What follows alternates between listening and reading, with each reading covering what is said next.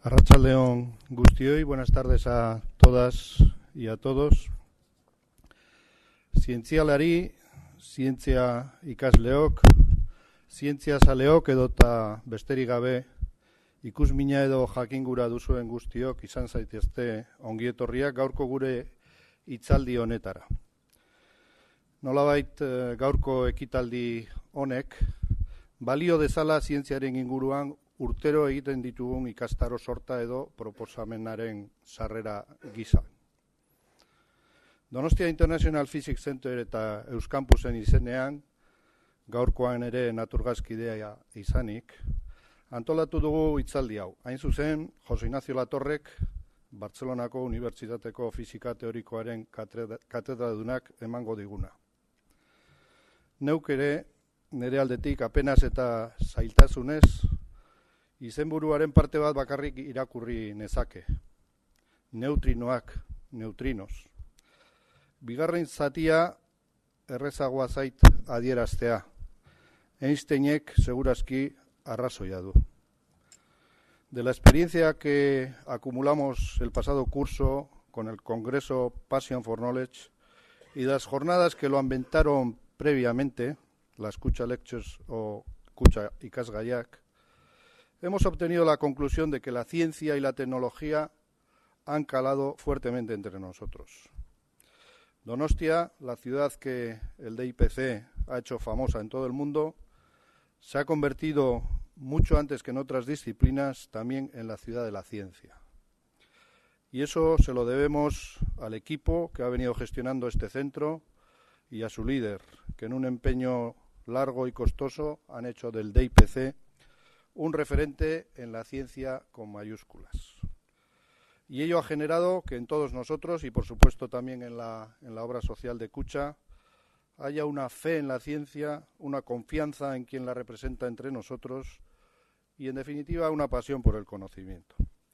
Y no hay más que ver los llenos que estas sesiones están provocando. Gaurko gaia esaten nuen bezala, ez da batere erresa. Orain dela egun batzuk irakurri genuen, pertsona arruntok behintzat, lehenengo aldiz neutrinoei buruz. Ezer gutxi dakigu horiei buruz, baina fedea eta konfiantza dugu gure ikerlariengan, haiek esaten badigute behintzat aurrerapen handia suposatu daitekela, hauek, neutrinoak, argiaren baina azkarragoa direla erakusten balin bada, eta horrek alda dezakela orain arte mantendutako teoriak eta usteak. Les decía anteriormente que de la primera parte del título de la conferencia, de los neutrinos, apenas yo podría ir más allá de nombrarlos, pero eso lo vamos a solucionar en breves momentos. De la segunda parte, de la razón de Einstein, lo que les puedo recomendar personalmente es leer unas cuantas de sus famosísimas citas o frases que le han hecho para mí tan valioso como sus descubrimientos. Una de ellas creo que puede ser el leitmotiv de la sesión de hoy, y es que cada día sabemos más y entendemos menos. Y para entender mejor el tema de la conferencia de hoy, quiero invitar al profesor Pedro Miguel Echenique, nuestro Excellency, a quien quiero agradecer fundamentalmente la generosidad de lo mucho que nos viene aportando a las personas y a las organizaciones de este país para que nos presente al ponente y el tema de la conferencia. No sin antes ratificar que su liderazgo, la confianza de la obra social de Kutxa en el campo de la investigación, gracias a él, la investigación científica, será siempre un referente para nosotros y será siempre asegurado nuestra participación en el patronato del DIPC. Berriz ere eskerrik asko guztioi etortzeagatik eta espero dut gaurko hitzaldiaz disfrutatuko duzuela. Pedro Miguel, mesedez, nahi esunia.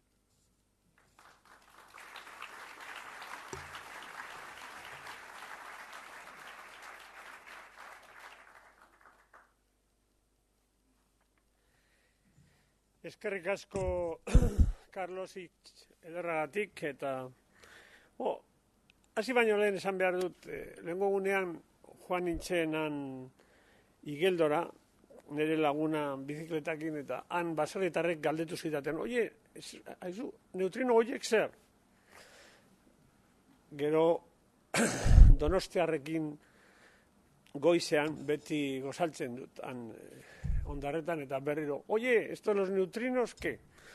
Nere alabak ere galdetu zidan, ja edozein tokitan, Einstein arrazoia zeukan, hori galdera hori berdina egiten didaten. Orduan pentsatu nuen ja ordua da hau azaltzeko. Oso zaila da, nik ez nenkien hori nola azaldu ondo, eta horregatik beste bidetik jo nuen, kutsa lektsuez edo kutsa ikasgaien ekimena, hori kutsari, orokorri eta Carlos Ruiz bereziri zor diogu, eta eskerrak eman nahi nizkioke, iazko arrakastak bultzatuta aurten ere, zuei, guztioi, zuzendatuko itxaldiak antolatu nahi izan ditugu haien laguntzarekin. Eskerrik asko. Decía que cuando uno va por la calle y le pregunta una señora, oye, esto de Einstein, los baserritarras de Igeldo tomando txakoli, arrazoia zeukan Einstein. Eta nire alabak ere, Einstein, orduan ja, ordua da zerbait antolatzeko. Pizkat, con un poco de entusiasmo se ha preparado esto. Una señora nos llamaba de Yodio diciendo, esto es una idea maravillosa, pero si voy con mi hijo, espero que haya llegado a la Yodio, tendré sitio. Pues espero que haya tenido sitio. Y por eso teníamos que organizar esto, y una vez más, lo mismo que pasó con Passion for Knowledge, pues bastó una llamada a Carlos Ruiz para continuar esto. En realidad, la idea de Lección Escucha fue idea de Carlos Ruiz, comunicar a la ciudad los temas que iban a ser tratados en Passion for Knowledge con anterioridad para ir preparándoles. Y ahora era el camino lógico. Luego hay otras cosas aquí, como Brenner, uno de los creadores de la biología molecular del siglo XX, estará aquí el 29 de noviembre, y Cohen-Tanucci, Firth, Cirac y otros muchos el día 2 de diciembre, ¿no? Ahora bien, este tema que Einstein se ha puesto en cuestión, ilustra algunas de las cosas, algunos de los valores de la ciencia, ¿no? Yo no puedo alargarme, pero la ciencia requiere una actitud escéptica, abierta continuamente a la confirmación o al rechazo, y eso da un mecanismo autocorrector. No es casualidad que quizás la más grande institución científica del mundo, la Royal Society, eligiese como moto nullius in verba, no creer en el argumento de autoridad. Estuvieron explorando también otros como quantum esquimus, cuantos ignoramos, etc. Pero eligieron nullius in verba. No hay argumento de autoridad en ciencia. Es decir, en ciencia no se puede contestar, lo dijo Einstein. Y precisamente se cuestiona hoy al mismo Einstein. Y bien cuestionado. Ahora, también afirmaciones extraordinarias requieren pruebas extraordinarias. Ya lo dijo Hume, y ese escepticismo, sano escepticismo que fomenta la ciencia, es lo que está en cuestión. Al final prevalecerá la verdad científica. Si el experimento es o no correcto, se encontrará. Y la encontrarán los propios científicos. Es difícil que tantas cosas que debemos a la relatividad sean mostradas erróneas, pero puede haber matices, no lo sé. Nuestro ponente lo explicará mejor, pero déjenme que les diga, no solo los GPS funcionan gracias a la corrección que el reloj del satélite lleva respecto al reloj del suelo, parte debido a la relatividad generalizada, pero parte debido a la relatividad restringida, la que está en cuestión aquí, y que ya ha sido incorporada al mecanismo del reloj antes de ponerlo en el satélite. Y eso lo vemos todos los días. Pero el oro, por ejemplo, el oro es amarillo. El oro no sería amarillo si la teoría de la relatividad de Einstein no fuese cierta. El oro sería gris. Entonces, igual nos venía bien para esta crisis económica, pero este es otro tema, Por eso yo quiero agradecer especialmente a Kutxa este compromiso estratégico con el DIPC, que para nosotros es garantía de futuro. A Euskampus, con los que formamos una alianza estratégica, el DIPC, Tecnalia y la Universidad del País Vasco y Anatorgas. Ahora bien, para hablar de estos temas hace falta alguien que no solo los domine, sino que sepa comunicarlos con una forma elegante, sencilla y, en este caso, como verán, brillante. Y por eso, cuando el sábado pasado me dicen en Igeldo los neutrinos, dijo, hay que llamar, y solo me vino un nombre, mi amigo Latorre, Ignacio Latorre, que fue discípulo de otro gran amigo mío, Pedro Pascual, que no está hoy con nosotros, pero que ha sido un amigo del DIPC y de los vascos y ha sido decisivo para la ciencia del País Vasco en particular y de España en general. Y él nos va a explicar la cosa, esto del neutrino, cómo lo haría Einstein. Y siguiendo la recomendación de Einstein. Lo más sencillo posible, dijo Einstein, pero no más, porque entonces se explica otra cosa. Y él es catedrático de física en la Universidad de Barcelona, física teórica, y dirige un grupo especializado de investigación en información cuántica. Es una personalidad que ha viajado por todo el mundo, ha estado en el Massachusetts Institute of Technology, en el Instituto Niels Bohr en Copenhague, y además es director general del Centro de Ciencias Pedro Benasque, que se ha construido en honor de Pedro Pascual en Benasque. Yo me honro en pertenecer a su comité científico. Pero además de todo esto, de investigar y dirigir, tiene tiempo para comunicar la ciencia. Podría alargarme mucho, pero es algo que le apasiona. Y como él dice, ves los ojos, qué bonita frase, ves en los ojos de otra persona el brillo de comprender. Sabes que se ha establecido una relación personal muy especial. Por supuesto, él añade, por encima de este placer inmenso está el otro, el de descubrir. Hoy somos muy afortunados de la generosidad de la Torre, que a la mañana ha dado una charla científica espléndida en el Donostia International Physics Center, al que han asistido más de 100 personas de más de 16 nacionalidades. Hoy nos honra y le agradecemos aquí, en esta lección abierta a la ciudad de San Sebastián, para explicarnos que Einstein seguramente tiene razón. Si no la tuviese, no pasaría nada. Él nos lo dirá y con esto le doy la palabra. Muchas gracias.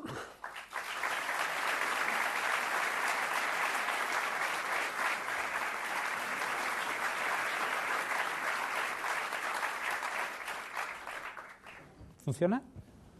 ¿Se oye? Estoy abrumado, la verdad. Esto de tener amigos está muy bien, Bueno, quisiera dar las gracias a la Cucha por primero recibirnos aquí para tener este acto que yo creo que es un poquito mágico, ¿no? Siempre esto que se establece una pequeña relación entre los que pensamos siempre encerrados en una habitación y de repente nos abrimos a todo el mundo. Y vosotros, ¿no?, que queréis venir aquí a escucharnos. Y segundo también, y añadir, y hemos de intercambiar discusiones, sobre todo, al final o en medio de la charla. Y también a Pedro y al DIPC, no sé cómo añadir una nota seria. Vivimos tiempos donde la ciencia se está profesionalizando y no hay lugar para la mediocridad. Ya no hay sitio, ¿vale? Y eso lo entienden poquito a poco todas las personas y todos los países. Y solo hay pocos lugares donde se ha iniciado este proceso, y el DIPC es uno de ellos. Y por eso hay que tener un respeto infinito. Es un camino emprendido por pocas instituciones en España y que ahora ya se está copiando en todas partes. Bueno, quisiera hablaros de neutrinos. Yo os voy a decir que el día que pasó esto yo aluciné, porque estaba en mi despacho, empezaron a llamar por teléfono, mails, digo, ¿pero qué es esto, no? Os he de decir que muy pronto por la mañana recibí un mail del director general del CERN a todos los científicos de altas energías, notificando que iba a hacerse público esta noticia. Y lo voy a comentar un poquito más adelante porque tiene mucha gracia, ¿vale? En primer lugar hice una cosa para preparar esta charla. Me fui a Google News y puse neutrino, a ver qué pasa en España. Y tal como me vino, aquí está la lista de lo que vino. Y en las noticias de Google había un listado de medios de comunicación que hablaban de neutrinos excepcional, en el orden que me iban saliendo, la cadena SER, partículas que viajan al pasado, neutrinos heréticos, físicos cautos, ese es un titular grandioso, neutrinos tramposos o más veloces. Yo creo que me gustaría comparar en culturas si otras culturas tienen esta riqueza en el matiz, ¿no? Porque los neutrinos atropellan a Einstein, también es genial, ¿no? Porque a la que hablemos un poquito de neutrinos veréis que pasan a través de la Tierra, ¿sabéis? Ahora pasan cientos de miles por segundo por mi mano y no pasa nada, ¿no? Los neutrinos, un neutrino, por favor, es buenísimo. Los neutrinos y el recibo de la luz. Esa me la he perdido, El Diario de Córdoba, cachondeo por todo lo alto, ha de ver. es el neutrino, estúpido. La luz sale al rescate de Einstein. El atajo de los neutrinos. ¿Se equivocó Einstein? No sé si veis cuántas veces sale Einstein. Y Einstein no habló jamás de neutrinos. ¿Vale? Pues, pobre hombre, le estamos achacando la culpa de los neutrinos a Einstein, que no, el pobre no se metió con ellos. Dice, el director del CERN pide prudencia, el Diario Vasco. Es el titular más sano y menos comprometido de todos, ¿eh? ¿Estaba Einstein equivocado de ella? Neutrinoac, que, bueno, yo reconozco que no sé vasco, ¿no? Y he tenido que preguntar qué quería decir la terminación ac. Pero ya me lo han aclarado, ¿eh? Ya me lo han aclarado. Por cierto, que me ha dado otra explicación el conductor. Me ha dicho otra cosa, luego te lo explico. Bueno, pero Dalí ya quedó impresionado por los neutrinos. Esta frase yo creo que supera a todos los titulares, ¿no? Con los pi mesones y los más gelatinosos e indeterminados neutrinos, deseo pintar la belleza de los ángeles y de la realidad. Ah, come on, eso es buenísimo.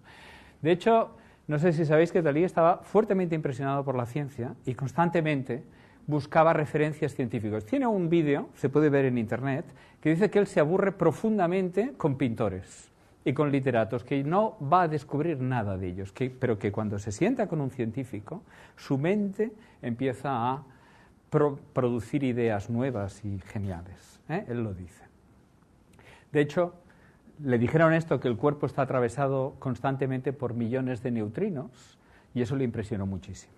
Y si pensáis un poquito en la obra de Dalí, tiene el Cristo en 3 dimensiones, que le sale por la cabeza una cruz, que es la descomposición de un hipercubo en 3 dimensiones. Bueno, tiene muchísimas cosas relacionadas con ciencia. Bueno, pero el hecho es este. Entonces, yo he intentado hacer una charla sin ninguna transparencia, sin ninguna fórmula, pero eso es muy imposible, aquí ya hay una, ¿no? Entonces, lo que voy a intentar es lo que ha dicho Pedro, es explicar lo que realmente ha pasado. Yo me gustaría no meter nada de mi cosecha, sino ofrecer los hechos. Y nosotros hemos de decidir a posteriori, hemos de saber qué ha sido medido. Y luego juzgaremos. Y para ello voy a intentar explicar de verdad lo que ha sucedido. Y eso me obliga a muy pocas fórmulas, en particular el resultado, pero explicarlo. Entonces es la primera vez que lo pongo, y ahí pone una delta de una V así rara, 2,48, etcétera, etcétera, etcétera, cosas que vamos a ir entendiendo muy poquito a poco, porque ahí es donde está si hay un error, si no hay un error, si hay una revolución, si no hay una revolución, en el detalle. El demonio se esconde en los detalles.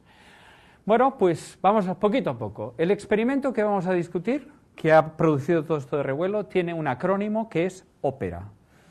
OPERA es una abreviación que el que se la inventó se quedó descansadísimo, de Oscillation Project with Emotion Tracking Apparatus, y además en el tracking coge la R y no la T, o sea, chapeau, para que salga la palabra ópera.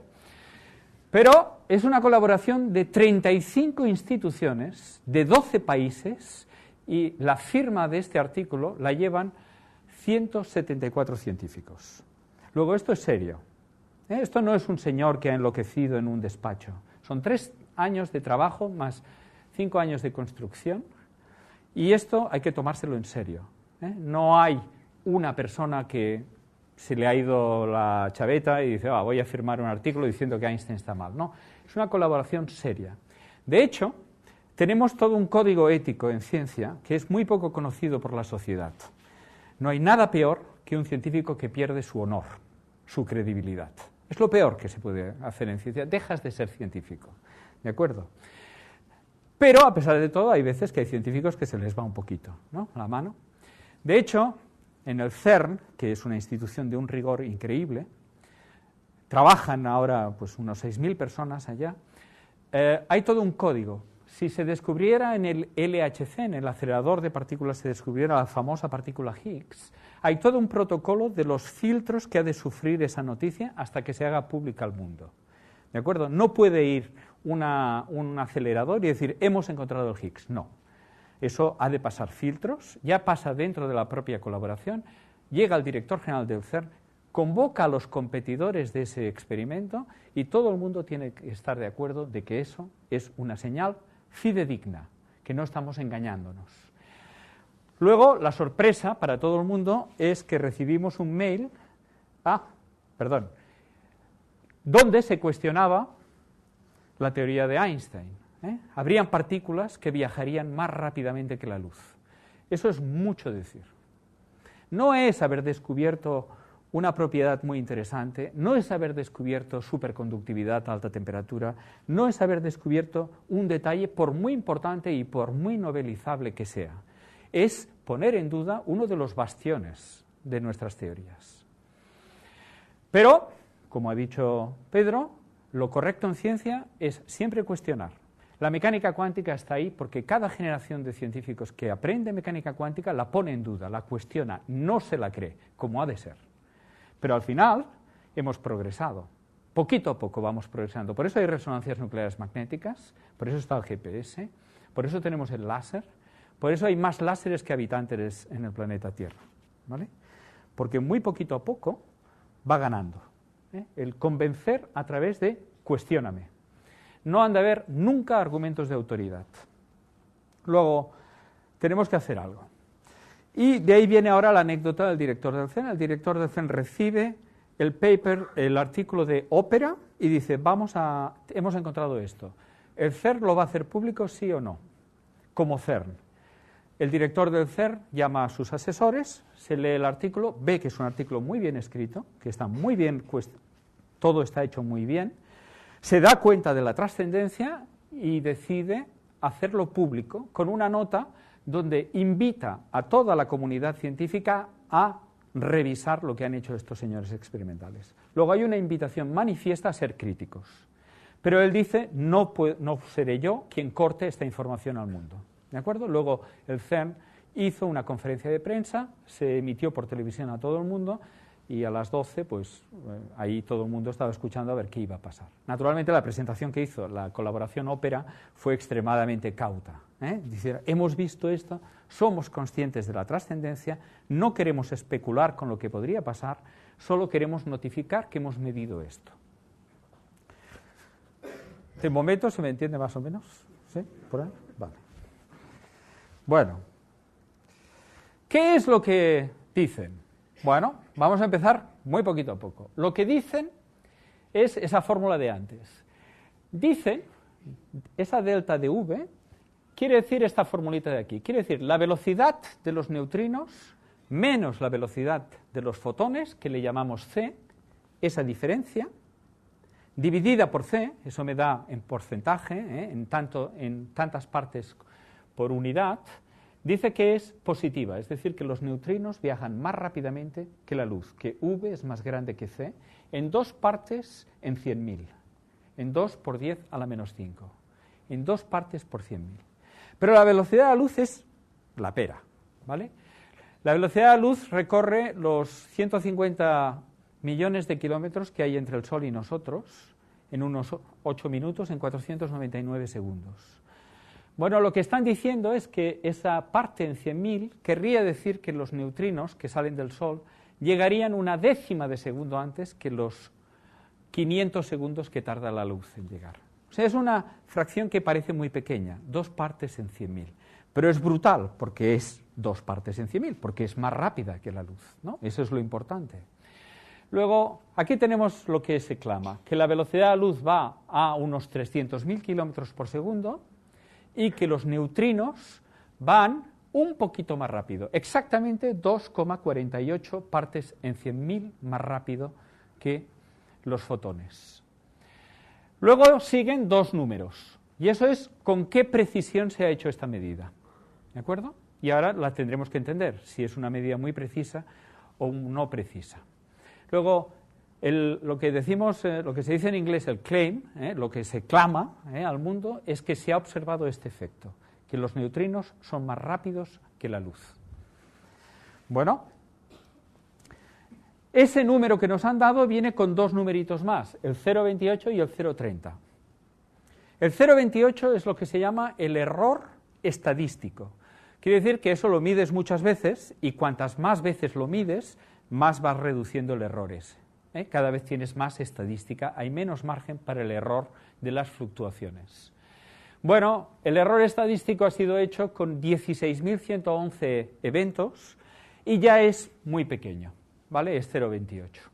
El otro error, 0,30, son errores incontrolables, errores inherentes al experimento, errores que son la pesadilla de todo físico. ¿Cómo valorar un error sistemático? Fijaos que lo importante es que 2,48 es mucho más grande que 0,28 y que 0,30. De hecho, tenemos un criterio en ciencia. Tenemos el criterio de que si lo que vemos es más de 5 veces el error, decimos que hemos hecho un descubrimiento. Si solo lo hemos visto algo que es 3 veces más grande que el error, decimos que hay evidencia, pero no incontestable. Si solo vemos una cosa que es del mismo orden que el error, no le echamos ni cuenta, es una fluctuación. Luego, lo relevante es que 2,48 es mucho más grande que 0,28 y que 0,30. Luego, aunque no se diga explícitamente, se está diciendo hemos hecho un descubrimiento. Hemos hecho un descubrimiento importante. Claro, por otra parte, si el error no está bien calculado, si fuera más grande, todo el efecto desaparece. Si, por ejemplo, el error estuviera mal calculado y fuera el doble de 0,30, ay amigo, entonces ya no llegamos a 5 veces, y entonces yo ya no me lo creo. Luego, el demonio está escondido ¿en qué detalle? En el error.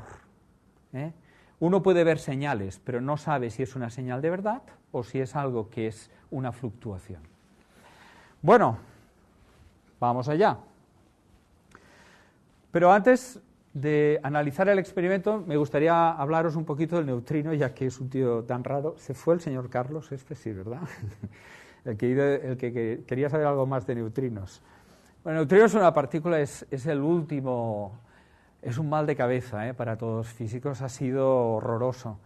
Fue predicho ya por un señor,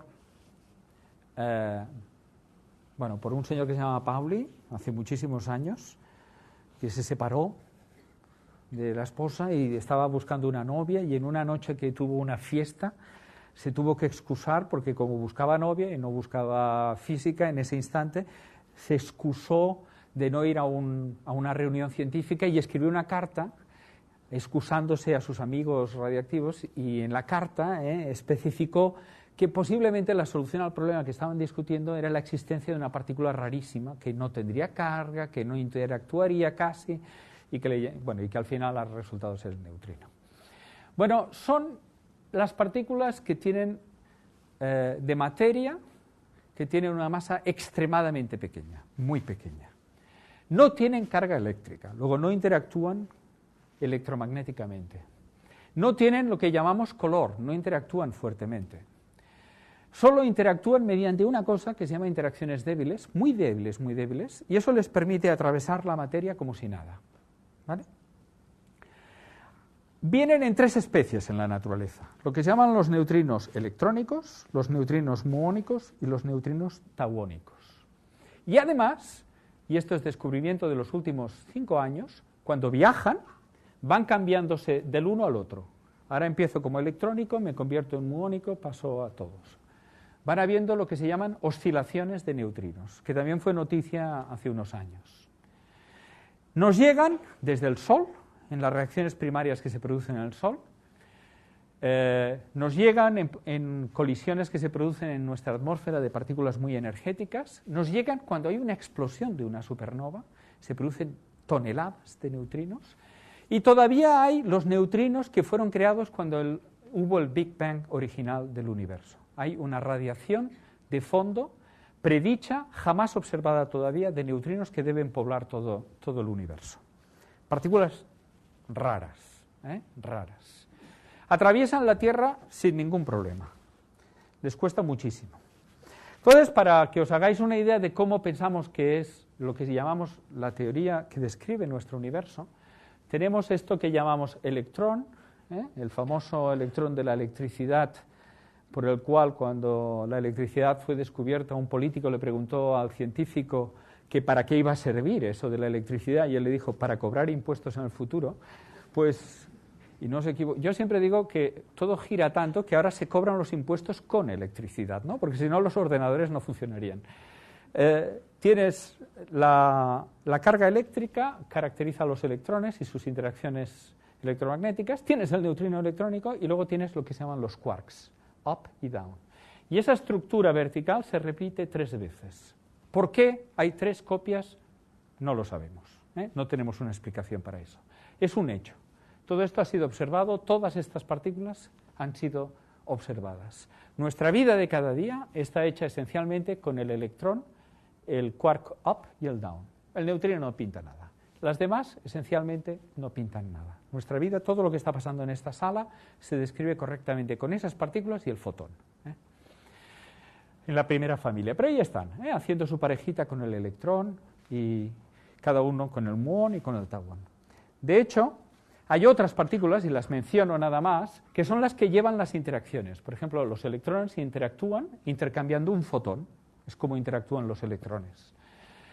Los neutrinos, fijaos que solo aparece ahí en medio, el puñetero, solo interactúan intercambiando unas partículas muy pesadas que se llaman W y Z, y eso hace que la interacción sea muy débil, muy débil, muy débil. Y luego el color se llaman gluones, las interacciones, y la gravitación es entre cualquier partícula que tenga energía. Pero fijaos que forman un rinconcito muy pequeño, de todo lo que sabemos. Esos son los famosos neutrinos. Y he dicho que atraviesan la Tierra como si nada. De hecho, aquí tenéis un dibujito, está representado simbólicamente, ¿no? Esto es el CERN, aquí está el Mont Blanc, Ginebra, los Alpes. Bueno, los neutrinos van a través de la Tierra y son detectados cerca de un pueblecito tristemente famoso que es L'Áquila por el terremoto que hubo, os acordaréis, ¿no? Y pasan muy cerca por debajo de Florencia, y ahí van los neutrinos. No hay ningún túnel, atraviesan la Tierra como si nada. Ellos son felices, ¡Bum! Pasan, porque casi no interactúan con nadie. De hecho, tardan solo 2 milisegundos en ir de aquí a allá. En 2 milisegundos han salido del CERN, ya están allá. En un segundo se habrían hecho 1000 veces esa distancia. De hecho, un dibujo un poquito más fino, he hecho un chiste sobre Pedro, pero atraviesan como Pedro por su casa. De hecho, claro, se acepta, ¿no? Entonces, este es un dibujo ya más fidedigno. La distancia que va desde el CERN, que está en Ginebra, a Gran Sasso, que es el nombre del laboratorio que está en Italia, son 730 kilómetros. Y la profundidad máxima son 11 kilómetros. Insisto, no hay ningún túnel, atraviesan la materia como si nada. ¿Ok? Queda claro que van por libre. Y lo que hay en Suiza es un generador de un haz de neutrinos, y lo que hay en Italia es un detector de neutrinos. ¿Y este experimento fue diseñado para medir la velocidad de los neutrinos? Pues no. Esto pasa muchas veces en ciencia. Tú haces un diseño para una cosa y luego mides otra, ¿vale? ¿Para qué fue diseñado el experimento este? ¿Para qué? Pues fue diseñado para hacer eso que he dicho antes, para ver las oscilaciones entre las especies de neutrinos. El experimento pretendía ver que se crean, lo de arriba de todo, neutrinos muónicos en el CERN, y ver que los que aparecían en Italia eran los neutrinos tauónicos. Se quería ver por primera vez explícitamente la aparición de la nueva especie de neutrinos tauónicos a partir de los muónicos. Ese fue el objetivo del experimento, ver cómo cambian de especie. ¿De acuerdo? Ese fue el intento. Y aquí tenéis el recorrido que hacen. Me imagino que no hace falta decir que esto es muy difícil de hacer, ¿vale?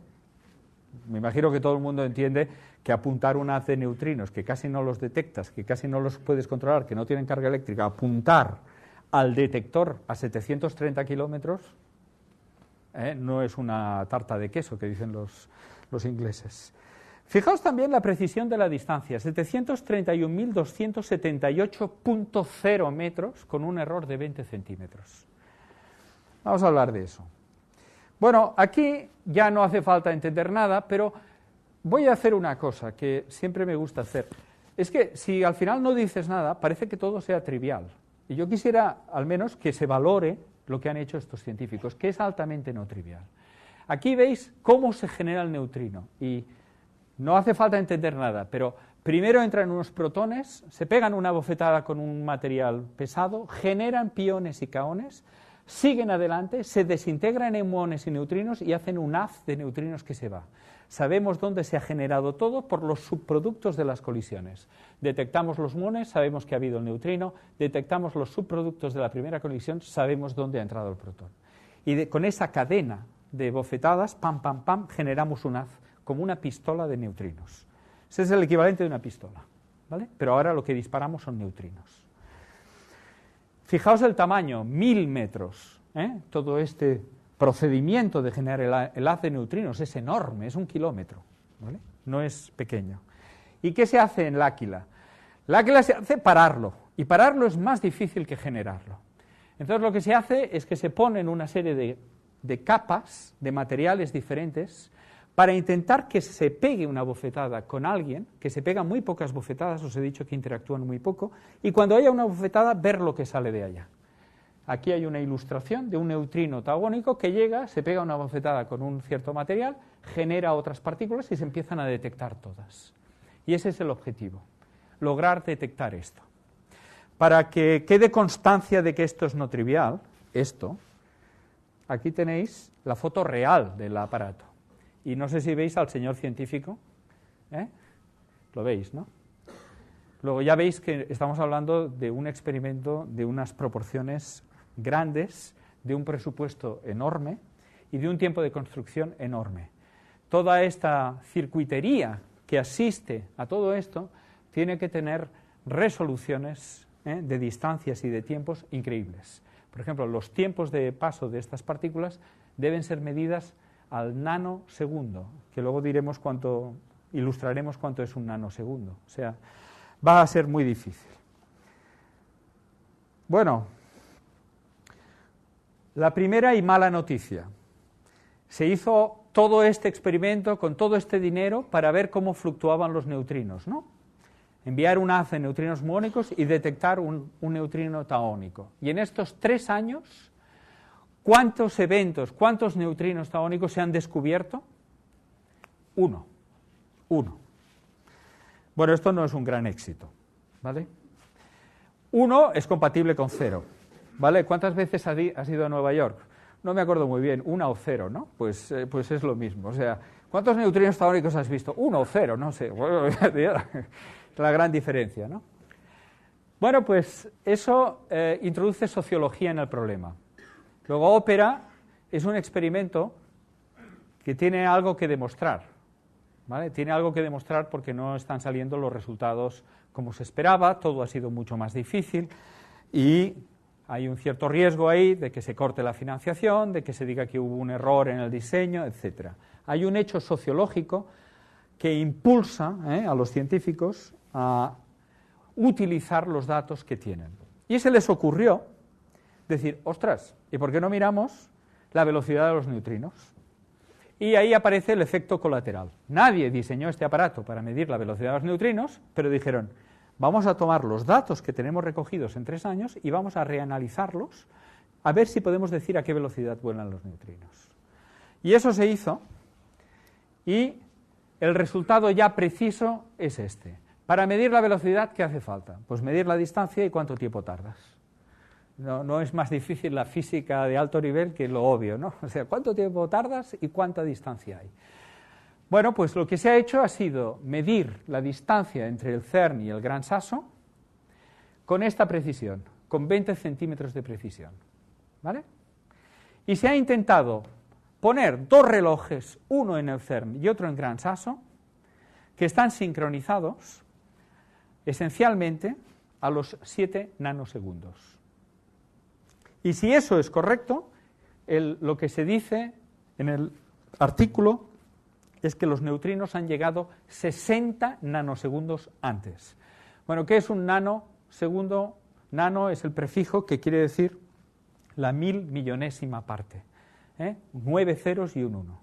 0,9000000, 9 ceros y un 1. ¿De acuerdo?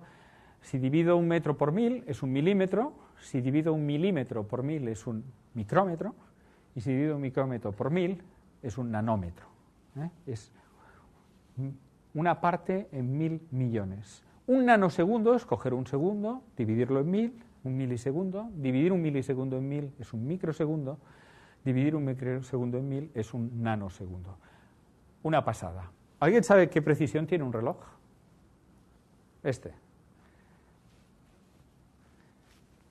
Así, a mogollón. Pues muy fácilmente no tienen ni el segundo al día.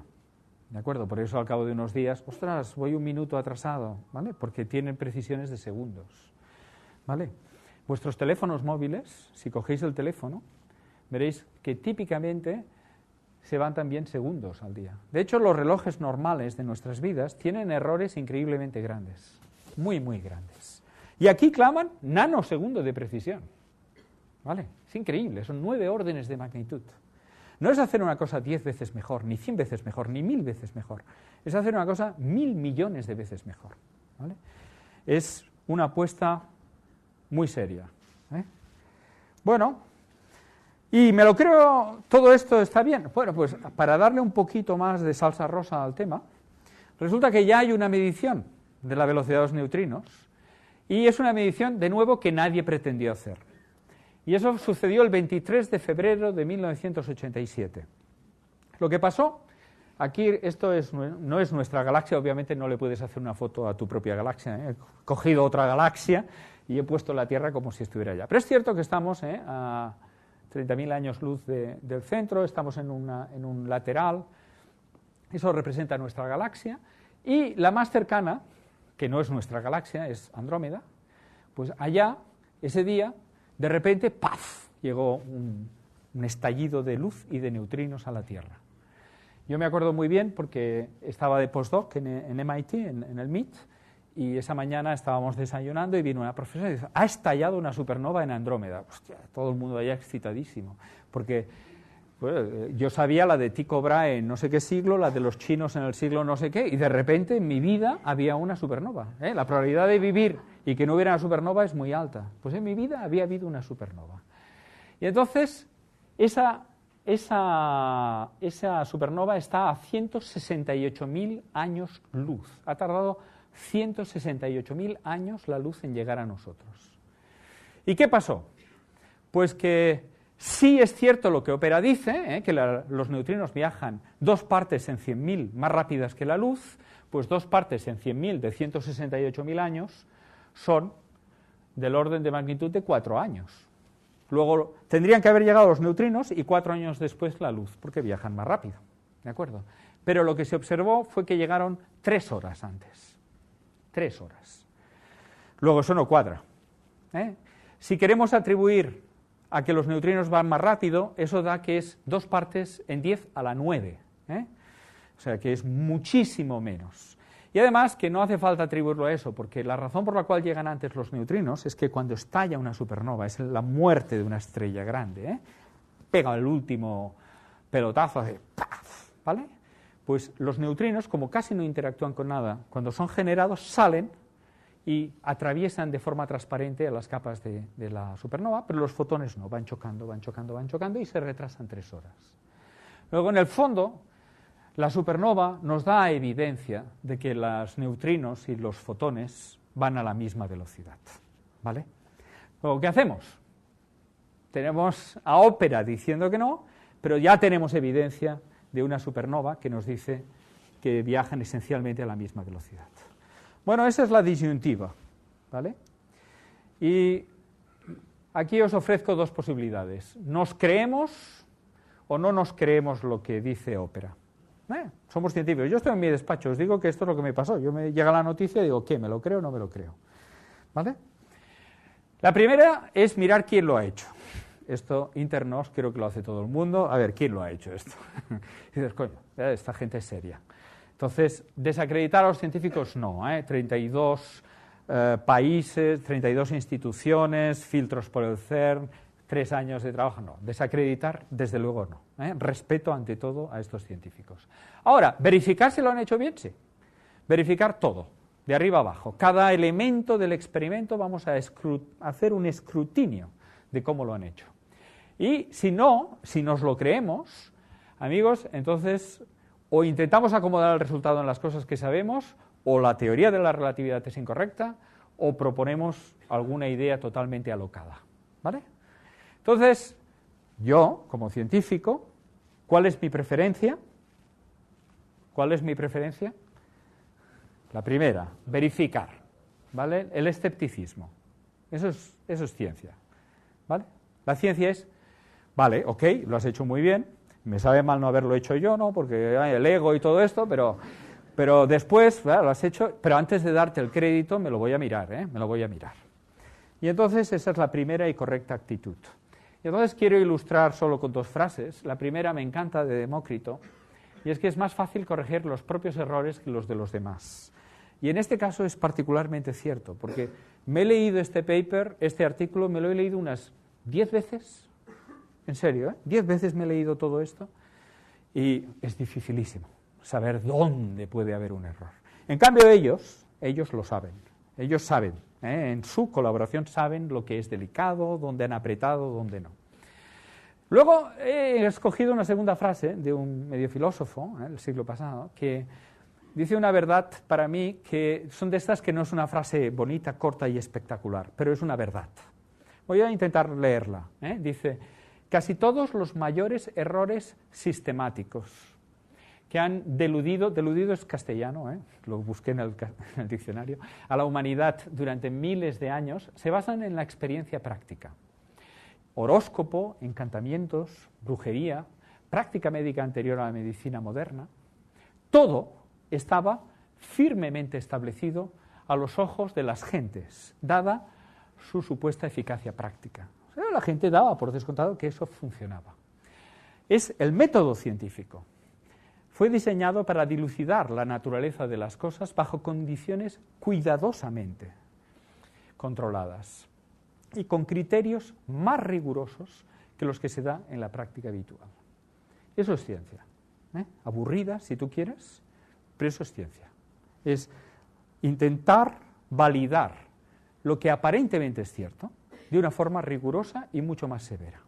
Y eso es lo que vamos a intentar, validar lo que se nos ha ofrecido desde el experimento ópera. Entonces, viene la parte ya más complicada, luego ya nos relajamos. Ahora hay que entender lo que han intentado hacer y si estamos de acuerdo o no estamos de acuerdo, ¿no? La parte complicada. Bueno, lo más posible es que haya un error sistemático, ¿no? Luego vamos a analizar lo que ellos dicen que son los errores sistemáticos. Y la primera sorpresa es que casi todo está basado en el GPS, en el Global Positioning System, esta red de 20 y pico satélites que orbitan la Tierra y, como ha dicho también Pedro, utilizan las ecuaciones de la relatividad especial y general para funcionar correctamente. Luego, no deja de ser curioso que estamos intentando refutar la teoría de la relatividad utilizando la teoría de la relatividad, ¿no? Eso es un poquito raro. Efectivamente, si tienes 4 satélites o más, si ves 4 o más satélites, típicamente 6, entre 6 y 12 es lo normal, puedes deducir cualquier lugar de la Tierra, su tiempo, su posición en X, en Y y en Z, las 3 coordenadas. ¿De acuerdo? La forma en que se hace es muy complicada, pero queda muy claro. Hay que establecer un tiempo en el CERN y un tiempo en el Gran Sasso que estén sincronizados. Esa es la regla. Pero no es tan fácil, porque ese GPS envía la señal a una antena que está al aire libre, fuera del CERN, pero este experimento está bajo tierra. Luego hay que sincronizar el reloj del GPS que está fuera con el reloj que está bajo tierra. Y lo mismo pasa en el Gran Sasso. Allá hay un túnel donde pasan coches, los neutrinos no van por ahí, van a su bola, ¿vale? Pero es un lugar bajo tierra, luego no ve el satélite. Luego hay que llevar el tiempo afuera, a un GPS fuera, y hay que llevarlo luego hasta abajo. Y para llevarlo de arriba a abajo y de arriba a abajo hay que usar ya electrónica. Y los tiempos de la electrónica son mucho más lentos, ya no tienen precisiones de nanosegundo. Luego ahí, en esta parte, no en el satélite, ni en tener el tiempo fuera en el CERN y allá, sino en bajarlo a bajo tierra, son los 2 lugares donde se produce el máximo error. Bueno, veamos primero, esa es la idea, ¿no? El satélite distribuye tiempos y posiciones a los 2 lugares. No es un exitazo esto. O sea, yo siempre que dicen esto de si la ciencia es útil o no es útil, GPS depende de que entendemos la relatividad, ¿eh? Si Einstein levantara la cabeza, yo creo que la máxima sorpresa, bueno, al margen de las puramente científicas, no se creería que su teoría de relatividad es aplicable. Es que alucinaría, yo estoy seguro que alucinaría. Diría, ¿pero cómo? ¿Se mide gracias a las correcciones relativistas? Pues sí, gracias a él y a muchas otras personas tenemos esta capacidad. Bueno, la primera idea es utilizar el GPS para medir las distancias que hay entre el CERN y Gran Sasso. Y eso está muy bien hecho. Fijaos, estos son los datos desde el año 2008 al 2010, 2 años y medio de datos, donde se va midiendo esa posición constantemente. Y se observa que va aumentando, aquí tenéis en la dirección este y en la dirección norte, poquito a poco, gradualmente, 1 centímetro al año. ¿Por qué? Porque es tan fino el experimento, tan preciso, que mide la tectónica de placas. Está viendo cómo se separan las placas. El dibujo de las placas correcto es este. Aquí tenéis esta placa tan peculiar que cubre la mitad de Italia, y esta separación que se produce aquí la miden monitorizando la distancia. 1 centímetro al año, tiene esa precisión. De hecho, es para mí muy espectacular que este salto que se produce en las distancias fue el día del terremoto de Áquila, ¿de acuerdo? Ese día las placas se separaron 7 centímetros, como si fueran 7 años. Luego, fijaos qué precisión tan absolutamente alucinante tienen estos señores con su GPS, que son capaces de seguir la tectónica de placas. No es nuevo, Recordad que la tectónica de placas ha sido seguida en todas las placas de la Tierra gracias a GPS desde hace bastantes años. Ellos, además, lo han añadido. Y, además, una vez ya tienes la distancia entre los dos GPS, tienes que decir la distancia dentro del bajo tierra en el CERN y la distancia bajo tierra en Gran Sasso. Luego la distancia tiene 3 partes. La gran distancia de 730 kilómetros y luego como el último kilómetro dentro del túnel y el último kilómetro dentro del túnel. En el CERN el trabajo se hace de una forma muy minuciosa, se conocen esas distancias a menos de 2 milímetros. Y en Gran Sasso es más complicado, han hecho un sistema de espejitos y lo han logrado medir a 20 centímetros. De ahí viene el error total que se da de 731.278 metros, punto cero, con 20 centímetros de error. El error viene del último trocito en Gran Sasso. El resto está perfectamente conocido. Fijaos que la precisión de 20 centímetros en 700.000 es mucho, son 2 partes en 7 millones, que es mucho menos que 2 partes en 100.000. Luego, este no es el error. Esta gente han hecho muy bien las medidas de distancias, no hay error aquí. Podrían haber medido hasta una precisión de 14 metros y todavía el resultado sería significativo. Luego, hemos descartado ya el error sistemático en las posiciones. Solo nos queda el tiempo. Medimos velocidad, luego el espacio está muy bien medido, nos falta el tiempo. Y aquí lo que dice el experimento es que han llegado 60 nanosegundos antes. Luego hay que conocer todos los tiempos con precisiones de nanosegundos. 1.000 millonésima parte. Bueno, pues vuelve a pasar lo mismo. Los 2 relojes GPS se sincronizan al nanosegundo sin ningún problema, pero llevar un reloj desde la superficie y sincronizarlo con otro que está bajo tierra, ¿cómo lo haces? ¿Lo haces con electrónica? Pues la has pifiado. Y en el otro lado, ¿cómo lo haces? ¿Lo haces con electrónica? La has pifiado. De hecho, los tiempos necesarios para coordinar esos 2 relojes son del orden de 10.000 nanosegundos. Luego, crees o estás diciendo a la comunidad que has sido capaz de controlar ese proceso que implica decenas de miles de nanosegundos con una precisión de 1 nanosegundo. Y ahí es donde realmente cuesta mucho de creer. Yo esta parte no quiero ni mucho menos explicárosla, solo he puesto el gráfico que ponen ellos, a ver si alguien lo entiende, de todos los procedimientos que utilizan para ir sincronizando el reloj, esto en el CERN. Y es complicadísimo, hay retrasos de 10.000 allá, de 580, de 30, y ellos creen que lo han controlado todo al nanosegundo, que cada una de estas partes tiene un error del orden del nanosegundo. Bueno, aquí están las 12 fuentes de error que ellos dicen ver, lo suman en cuadratura y este es el error total que dan. Yo no quiero entender si estos errores, he intentado entenderlos, yo para mí, pero hoy no quiero ni mucho menos analizarlos. Lo que sí que os quiero decir es que si se han equivocado en un factor 3 nada más, en la estimación del error de la producción de los neutrinos, aquí es donde se producen, pues todo el efecto se iría. ¿De acuerdo? Ya veis qué peligroso es. Están en el límite, están en esa estimación de error, es donde está la responsabilidad del resultado. Bueno, entonces ahora una solución rápida sería decir, no me lo creo. Ellos ya estaban preparados para decir, si decimos esto a la comunidad, nos dirán, no nos lo creemos. ¿Qué han hecho en los últimos 6 meses? Pues han hecho una cosa muy astuta. Han dicho, como el punto débil es medir el tiempo y sincronizar los relojes, han tomado un osciloscopio que de precisión de 1 nanosegundo, lo han llevado a la superficie, lo han sincronizado con el GPS y luego se lo han llevado al túnel, allá abajo, y lo han vuelto a sincronizar y han visto que lo estaban haciendo bien. Primera cosa que han hecho.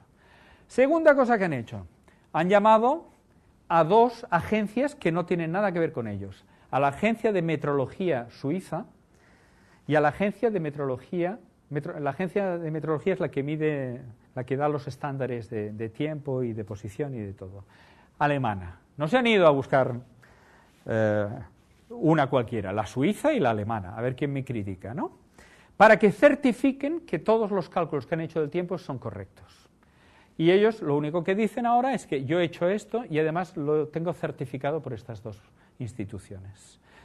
Luego han hecho una cosa que es muy correcta. Han abierto su experimento a un evaluador externo antes de hacerlo público. Luego es muy loable cómo lo han hecho. No hay ninguna crítica que se pueda hacer a esto. Si todos los experimentos de la Tierra hicieran esto, antes de publicar un resultado, someterlo a una evaluación dura externa, las cosas irían mucho mejor, ¿no? Bueno, pues ahí está. Ese es el resultado que nos han ofrecido. Luego, ¿qué podemos decir? Hemos verificado todas las fuentes de error posibles. ¿Se han equivocado? Es absolutamente imposible hacerlo desde fuera. Hay que estar dentro, saber exactamente cómo se han valorado cada uno de los errores.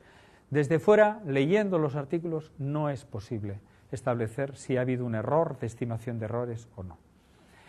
Bueno, pero como nos queda un poquito para jugar, ¿y si nos lo creemos? ¿Y si qué pasa? ¿Hemos de romperlo todo? ¿Qué podemos hacer? Entonces yo solo quiero transmitir mensajes muy limpios, ¿no?, en cada una de estas cosas. Quiero deciros solo una idea básica, ¿no? Vamos a intentar acomodar. Bueno, la primera idea es que la relatividad es un postulado, la velocidad de la luz, luego es indemostrable. Eso hay que entenderlo, es indemostrable, que la velocidad de la luz es constante en todos los sistemas de referencia inerciales, es un postulado. Yo siempre explico a mis alumnos que tienen que entender lo que es un postulado y lo que deduzco de él. Tienen que saber lo que no sé de otra manera y lo tengo que postular. Postulado, principio, axioma, llámale como quieras, eso no lo sé demostrar. Bueno, la velocidad de la luz es un postulado y gracias a ella construimos todas las teorías que tenemos, las teorías de las interacciones electromagnéticas, las fuertes, las débiles, todo. Si este postulado está mal, todas las teorías sufren, no solo los neutrinos, todos sufren, ¿vale? Entonces hay que retocarlo todo, hay que volver a analizarlo todo. Luego hay que ir con mucho cuidado, es un postulado lo que estamos tocando. Pero no solo es este postulado, hay uno más gordo, y es lo que se llama causalidad. La velocidad de la luz establece que una causa produce un efecto en otro lugar, porque la luz lleva esa interacción al otro lugar. ¿De acuerdo? Tú tienes un electrón, él emite un fotón, lo recibe otro electrón, esos 2 electrones han interactuado. Luego él produce la causa, el efecto que recibe el otro electrón lo recibe después porque la luz viaja a la velocidad de la luz. Luego la velocidad de la luz establece lo que nosotros llamamos causalidad, las relaciones de causa-efecto. Si una partícula viaja más rápidamente que la luz, esa partícula viola el principio de causalidad, ¿de acuerdo? Y eso es muy delicado, porque entonces yo ya no sé lo que es, principio de causalidad siempre se formula de esa forma tan trivialota de que te permitiría matar a tu madre antes de que tú hubieras nacido, ¿no? Claro, porque mi madre es mi causa, ¿no? Y entonces yo puedo matar a mi madre antes de que ella me dé a luz. Bueno, no cuadra, ¿no? De hecho, es un problema de consistencia.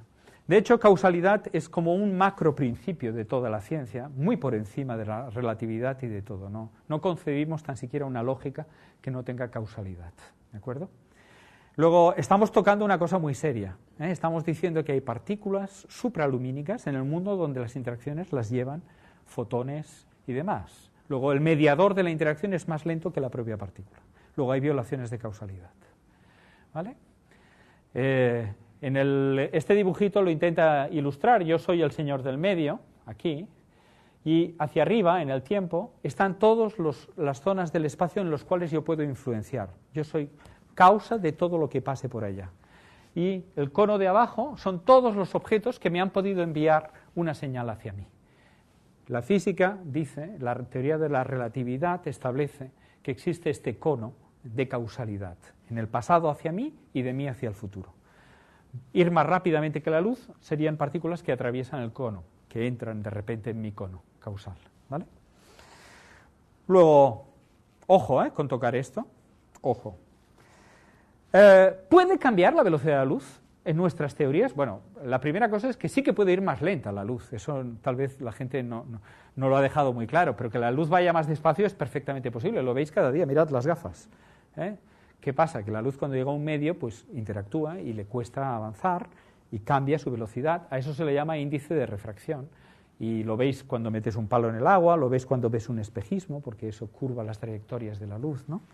Entonces, ir más despacio no hay ningún problema.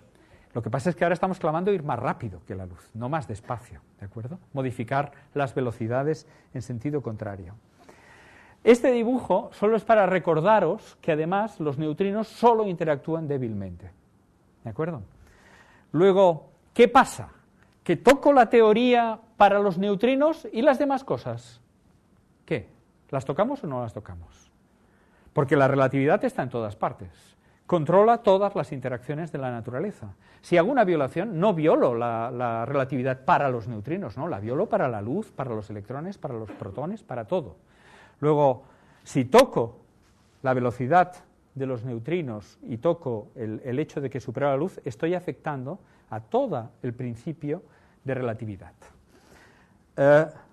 Me hago una pregunta más bestia. ¿Y la mecánica cuántica? ¿La mecánica cuántica puede cambiar la velocidad de la luz? ¿Podrían haber efectos cuánticos que modifican la velocidad de la luz? La respuesta la doy rápida, sin ninguna ecuación. No, ¿vale? Lo que se llaman fluctuaciones cuánticas, la creación de parejas de electrón-positrón que modifican cómo se propaga la luz o un neutrino, jamás modifica a la propia velocidad de la luz. Eso se puede calcular y se ve porque hay un principio que lo controla todo, y es que todas las expresiones mantienen una relación, que es la que viene de la relatividad, que se llama, controlada por lo que se llama la simetría Lorentz. Luego, la razón por la cual la mecánica cuántica no toca para nada las velocidades de propagación del fotón y del neutrino, es lo que se llama la invariancia Lorentz. Luego, la mecánica cuántica no puede modificar este fenómeno. No hay nada ahí que lo pueda hacer. Bueno, entonces, esto solo ha sido para intentar deciros que si nos planteamos en serio, que lo que han visto en el experimento ópera es cierto, estamos en una situación delicada, porque no hay ningún mecanismo dentro de las teorías estándares que pueda acomodar por este cambio de velocidad, y esa velocidad ha estado hasta la fecha protegida por un principio, un axioma, lo que queráis llamar, que es la simetría Lorentz. Luego, si lo quiero tomar muy en serio, tendría que empezar a considerar teorías que violan esa simetría, y eso es muy gordo, ¿vale? No es un fenómeno pequeño, es un fenómeno que afecta absolutamente a toda la teoría. Bueno, ¿y qué otra solución me queda? Bueno, habría modificación. Bueno, ahora otra pequeña anécdota, ¿no? A mí me ha hecho gracia porque a mí me ha llamado y me ha escrito mucha gente que no conozco de nada, ingenieros, científicos, amateurs, estudiantes que dejaron la carrera, que acabaron la carrera y siguen leyendo, y casi todo el mundo que me escribe me explica una teoría que justifica por qué los neutrinos van más rápidamente que la luz, ¿no? Es muy divertido porque la gente es súper creativa, ¿eh? O sea, he oído cosas muy divertidas. Cambian los principios. De hecho, a mí me encanta esta idea de Groucho Marx, ¿no? Estos son mis principios, si no le gustan tengo otros, ¿no? Pues solo que nosotros no tenemos otros principios de momento, o sea que habría que pensar mucho en qué hacer si modificamos estos principios. Hay un rinconcito que no voy a entrar, pero que sí que es cierto que los fotones interactúan si existe un campo gravitatorio que modifica su velocidad, y los neutrinos les pasa lo mismo. Pero es que lo que os puedo decir es que cuando haces los cálculos de esas pequeñas modificaciones son absolutamente menospreciables, son efectos de 10 a la menos 60, o sea, no tienen nada que ver con lo que estamos discutiendo. Que los pequeños rincones que podrían haber un efecto de la gravitación. Esto lo he puesto porque es que mucha gente me habla de ese efecto, precisamente. ¿Y la gravitación no podría modificar? Bueno, cada uno le voy diciendo, mira, te hago un calculito y ves que no, ¿vale? Pues no. Luego la alternativa debe ser más exótica. Bueno, voy a hacer un pequeño experimento. Me voy de mi presentación, entro en Internet y voy a buscar esta cosa tan curiosa. Los científicos, los físicos, somos unos señores que cada día los artículos que publicamos los ponemos en un repositorio abierto al mundo. Es libre el conocimiento. Cada mañana, si un señor de Argentina ha hecho un artículo, yo lo puedo tomar. El archivo tiene copias en todo el mundo, en España está en Zaragoza, y tú entras y cada mañana puedes ver todo lo que ha visto. Entonces, este es el archivo, he entrado en él, y están todas las ramas de la física, y vamos a irnos a la de fenomenología de partículas elementales, los que han entrado hoy. Esto es de hoy, ¿eh? Estos son los artículos que han entrado hoy, las nuevas submissions del día 5 de tal. Y estos son los artículos que han aparecido en el mundo, en la Tierra hoy de mi disciplina. Y aquí hablan del Higgs, hablan de no sé qué, del quark, de bariogénesis. Anda, ópera, neutrinos y relatividad. Mira, unos señores que hablan de esto. Impacto de no sé qué, análisis tal, coherencia de gluones, espectroscopía, implicaciones de neutrinos. Anda, otro. Neutrino nuclear reaction. Mira, ya van 3. Debye mass, interferencia, aparente superluminal neutrino propagation. 4. Hoy, Violation of Lorentz invariance. 5. Testing opera superluminal. 6. Bueno, ya os podéis imaginar, ¿no? En un momentito, hoy, 6 artículos de ciencia punta, de un total de 15, hablan de los neutrinos. Cada uno de ellos tiene una solución nueva a este problema. Luego, la primera gran virtud de este experimento ha sido que nos ha despertado a todos y nos ha alegrado la vida un poquito, ¿no? Bueno, la alternativa debe ser más exótica y, como veis, ideas no faltan, cada día. Yo he contado que hay más de 100 ideas en 15 días, ¿vale? Bueno, de todas ellas, yo he intentado al principio agruparlas y digo, vas a explicar alguna, pero al final he decidido que no, y os voy a decir por qué. Porque son feas, porque son muy feas. O sea, hay algo que no percibe la gente y es la belleza absoluta que tiene la teoría de la relatividad. Es que tiene que estar bien. Es que no puede estar. No, me perdonaréis, pero Dirac decía, más vale una canción bella que una canción cierta, ¿no? Esto lo decía Dirac. Pues yo creo que tenía un poquito de razón, ¿no? Realmente la belleza es un principio, No existe ciencia no bella, al nivel de los grandes principios es bella. Y todas estas taquiones, campos nuevos que se acoplan al neutrino, mira, un campo lo meto aquí y solo se acopla al neutrino para describir solo a este experimento. Come on. Esto, no, un cambio radical, nuevas leyes. Pues descríbeme todo lo que sabemos hacer hasta la fecha.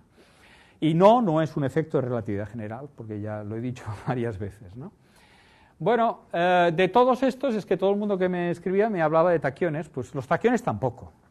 Los taquiones son partículas que tendrían masa imaginaria, masa al cuadrado negativa, su velocidad siempre sería superlumínica. Bueno, pues haces un calculito muy rápido y ya te das cuenta que no, que la dependencia de la velocidad de esos neutrinos taquiónicos no cuadra con la observada en el experimento ópera y en supernova. O sea, que quedan descartados en el acto. Además, las escalas que darían tampoco son consistentes con la mezcla, el mixing de las especies de neutrinos. O sea, no, ¿vale? Es muy difícil creerse todo eso. Luego, sencillamente es feo. Es feo. Y de ahí ya llego a mis conclusiones. Y la primera es muy sencilla, que cualquier predicción dentro del modelo estándar que rige el mundo de las partículas elementales y que no tiene fisuras de momento, no hay ningún experimento no explicado excepto este, de los neutrinos, todo lo que pueda predecir una variación es absolutamente menospreciable. Luego, el modelo estándar no es capaz de describir esto. ¿Vale? Toda la física exótica que se está presentando, sencillamente no es razonable. La gente propone, pero es que no es riguroso en la validación de su propio modelo. Y en cambio, los errores sistemáticos en la apreciación de los tiempos son muy sospechosos. Es casi, diría, en mi opinión, casi seguro que este experimento, pues cuando se reproduzca en otro lugar, pues no se verá ningún efecto porque se medirán los tiempos mucho más finamente y desaparecerá toda esta parafernalia. Seguramente estos efectos han sido infraestimados. Y en mi opinión, quisiera ahora que vierais el matiz, que yo no he dicho Einstein seguramente tenía razón, he dicho seguramente tiene razón. El matiz aquí del tenía al tiene, que espero que ahora quede claro de que creemos muchos que es así. Ya para hablar un poquito de más de sociología, ayer hubo uno de los artículos que salen ahí, pues era de un premio Nobel, y él lo criticaba que esto estaba mal porque se habían olvidado de un efecto que se llama radiación Cherenkov. Hoy han rebatido al premio Nobel otros señores porque él no se ha enterado de no sé qué. Bueno, está bien, nos estamos discutiendo entre todos. Yo creo que es muy probable que la simetría Lorentz y la relatividad especial general y causalidad sigan siendo bastiones profundos de nuestro conocimiento. No tengo ninguna duda en mi corazón interno de que eso está bien. Habrán matices en las teorías, si hay un acoplamiento de una manera u otra, pero el bastión profundo, las simetrías, la belleza de la teoría debe ser, yo creo que queda mantenida. Lo que es muy importante es entender que el experimento debe ser repetido en condiciones diferentes y por gente diferente. ¿Ok? Eso es fundamental. Me he guardado la última transparencia porque, para mi sorpresa, Albert Einstein ya pensó qué pasaría si su teoría no era correcta. Y me encontré esta cita, y es una cita célebre, cuando la leí la recordé. Es una teoría de una persona mayor con un poquito de acidez en su cuerpo, ¿no? Ya, que ha vivido mucho. Si mi teoría de la relatividad es exacta, los alemanes dirán que soy alemán y los franceses que soy ciudadano del mundo. Pero si no, los franceses dirán que soy alemán y los alemanes que soy judío. Y no sé si lo sabéis, pero así fue. Así fue. Cuando se intentó rebatir su teoría desde los movimientos nazis, obviamente el argumento de fondo que había era ese. ¿De acuerdo? Bueno, yo afortunadamente sigo creyendo que Einstein es uno de los principales cerebros de nuestra historia y recomiendo a todo el mundo que lea sus pocos ensayos, son muy pocos los que escribió, su sentido de la vida y su forma extremadamente humilde de proceder en frente al hecho científico. Y cuando uno lee esas cosas, pues se percibe de que lo que está tratando es algo muy serio y que, bueno, pues un experimento tiene derecho a cuestionarle, pero seguramente lo que es correcto es la teoría de la relatividad. Y nada, ahora espero ya vuestras preguntas, todas las que queráis.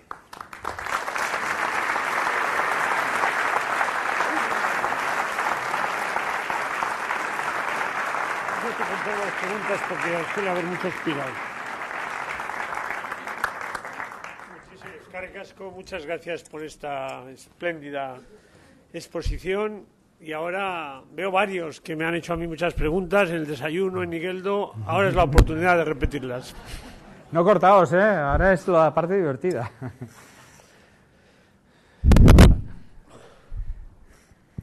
¿Alguna curiosidad? Se han dejado tan impresionados, pero ya vendrán, sí. Ahí hay una. Sí. Espera, que te van a dar el...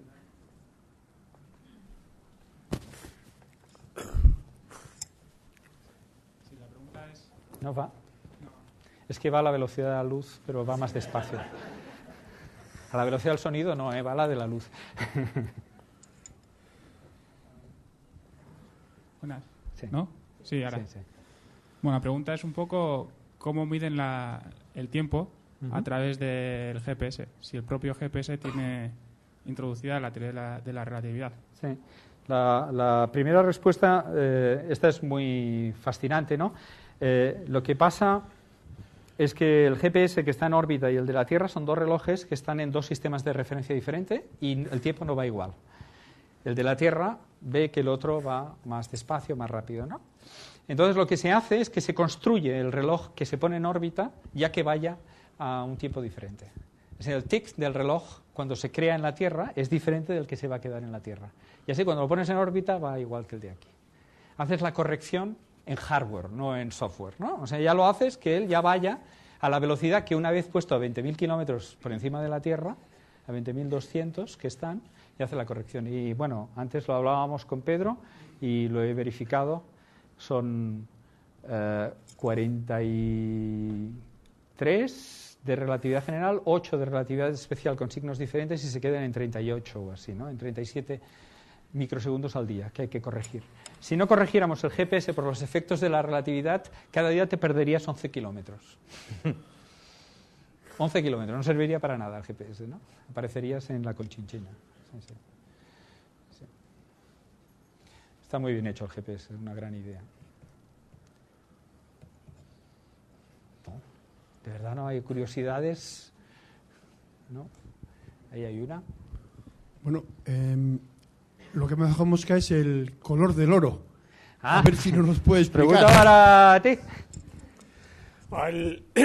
Los electrones externos al oro, los electrones más externos, el oro tiene no sé si 73 o 79 electrones, pero los más externos, en la parte que están cercanos al núcleo, se mueven a gran velocidad porque la carga nuclear es muy fuerte y eso haría que la masa, que en la teoría de la relatividad es una de las cosas que también depende de la velocidad, fuese mayor que un electrón libre y eso haría que la órbita a través de la ecuación de Schrödinger se contrajese y afectaría a la transición entre lo que se llama el orbital 5D y el CSP y es lo que hace el oro amarillo. Si no eso, el oro sería como la plata. La plata no tiene este problema porque al tener una carga nuclear más débil, los electrones, incluso en las proximidades del núcleo, se mueven más lentamente.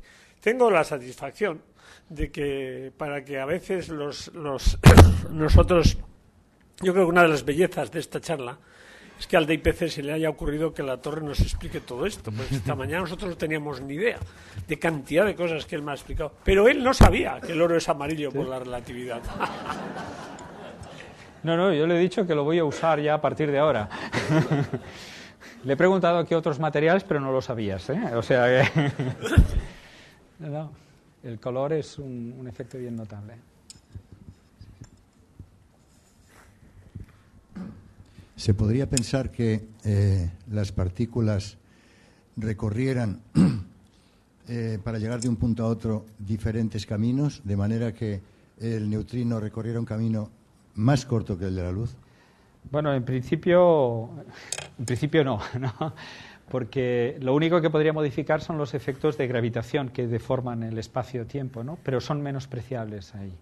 Entonces, dicho esto, entre esos dos puntos van en línea recta las dos partículas, irían tanto el electrón como el neutrino como el fotón.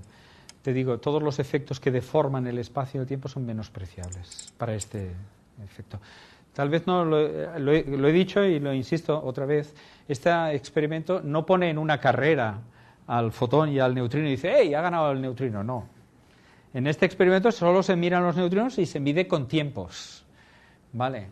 Por eso hay errores tan peligrosos. Si no, si hubieran sido que salen a la vez, como en la supernova, que salen casi a la vez el neutrino y el fotón, pues entonces gana uno y se acabó. Pero en este caso, no. También pasaría si hubiera curvatura espacio-tiempo. Tanto daría, si los dos van, pues los dos se curvan y ya está. Sería una medida absoluta. En cambio, esta es una medida supeditada a que el tiempo esté bien calculado. Luego es mucho más peligrosa, ¿eh? Pero no hay agujeros raros por el espacio ni... ¿Sí? Por favor, si los neutrinos interaccionan tan débilmente con todo, ¿cómo se detectan? Pues, ¿has visto el aparato para detectar a uno?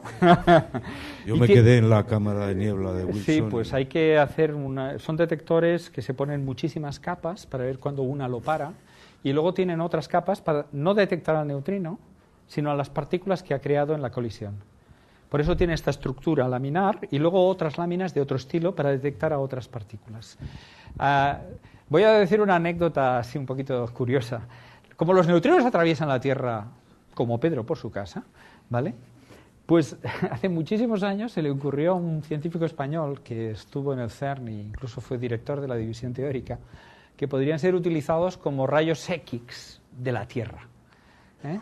Que si pusiéramos buenos detectores, los pocos que interactúan mediríamos qué hacen, pero como atraviesan la Tierra nos darían información del interior de la Tierra. Y la idea era saber si podríamos detectar petróleo con neutrinos, si podríamos atravesarlo todo y ver dónde hay bolsas, ¿eh? Y ahí la anécdota se cierra con que esa charla la presentó para obtener una posición permanente en el CERN, que obtuvo, y que un premio Nobel, Steinberger, al salir de la charla, dicen, esto ya es cotilleo, dicen que dijo que había dado una charla suficientemente brillante para ser permanente en el CERN, pero no suficientemente brillante para ser cierto.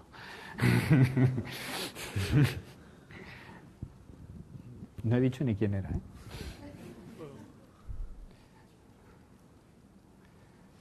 Aquí hay otra. Allá hay otra.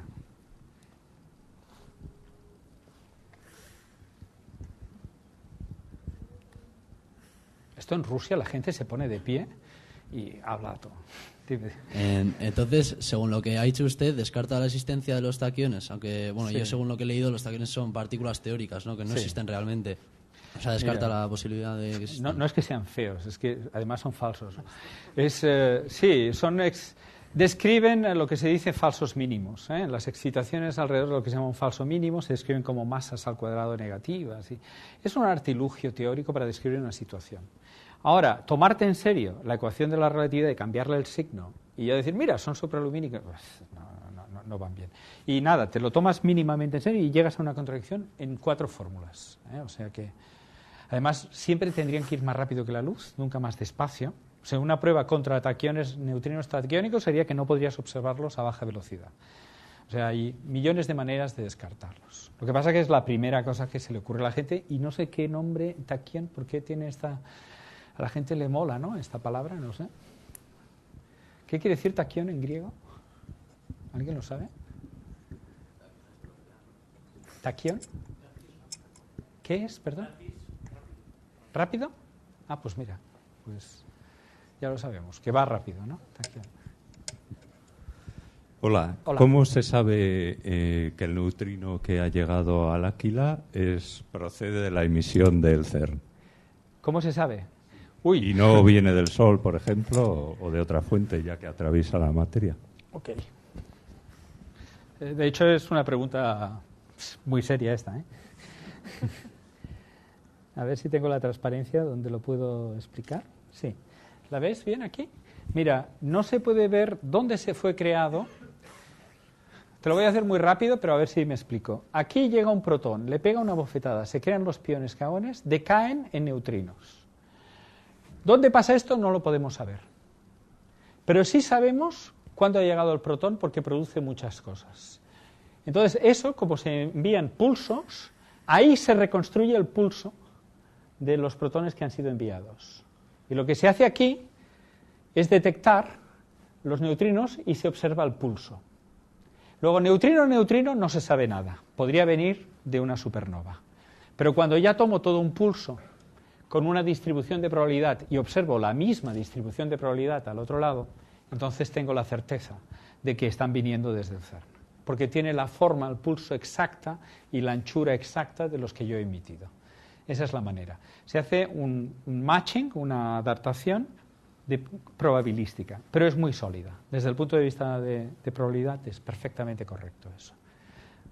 Pero no se detecta neutrino-neutrino, sino solo como distribuciones de probabilidad. Buenas noches. Buenas noches.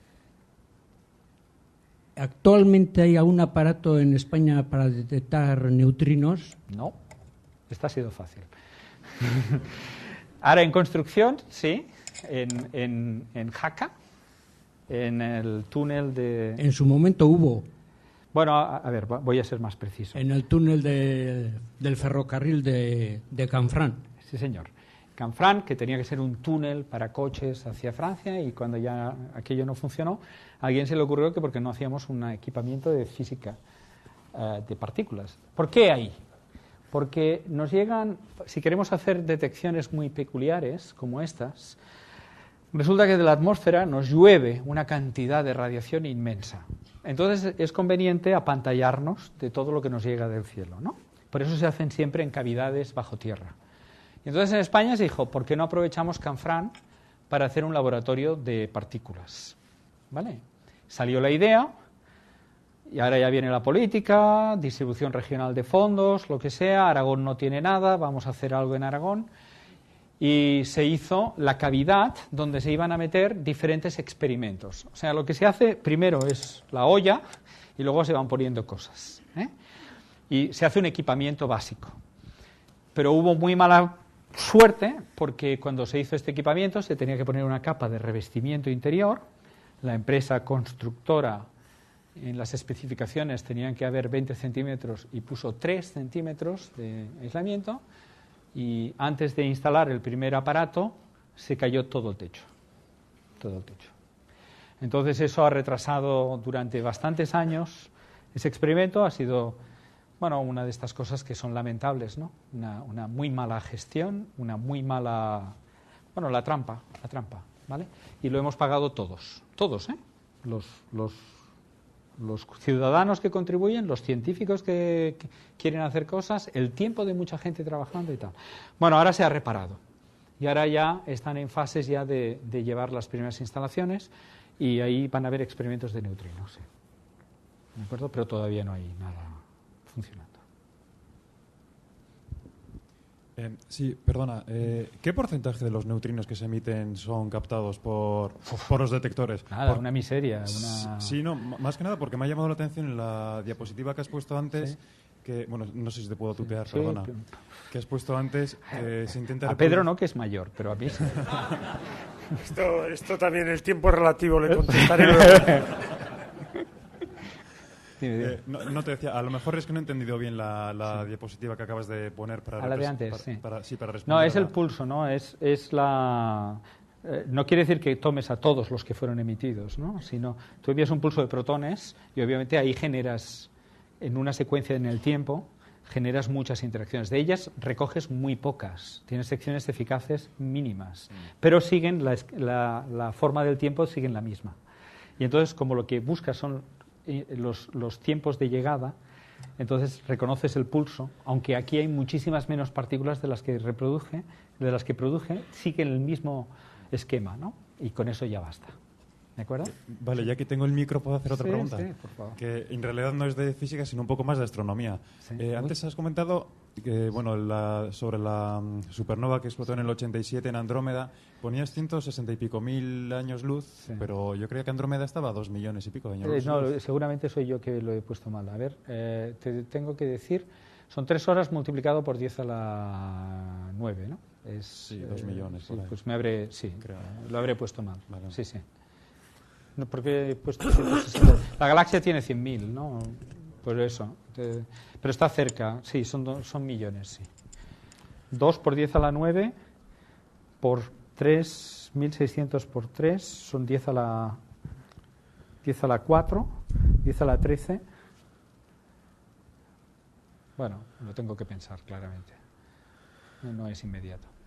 10 a la 7. Sí, buenas tardes. A mí me ha surgido la duda hablando de partículas que van muy rápido, que no sé, igual no es razonable la duda, si tiene algo que ver con el asunto de la información que se transmite en el entrelazamiento cuántico.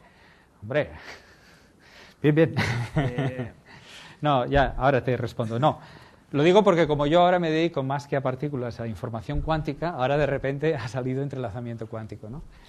No, se habla a menudo, ¿no?, de que el entrelazamiento cuántico si produce o no produce comunicación a distancia supralumínica. La respuesta es no, ¿vale? La mecánica cuántica no viola causalidad, es consistente. Y lo que establece la mecánica cuántica son que se producen correlaciones no locales. Pero si alguien mide y entonces colapsa el otro estado, ¿de acuerdo? Al medir, se lleva una sorpresa, él no sabe que había colapsado.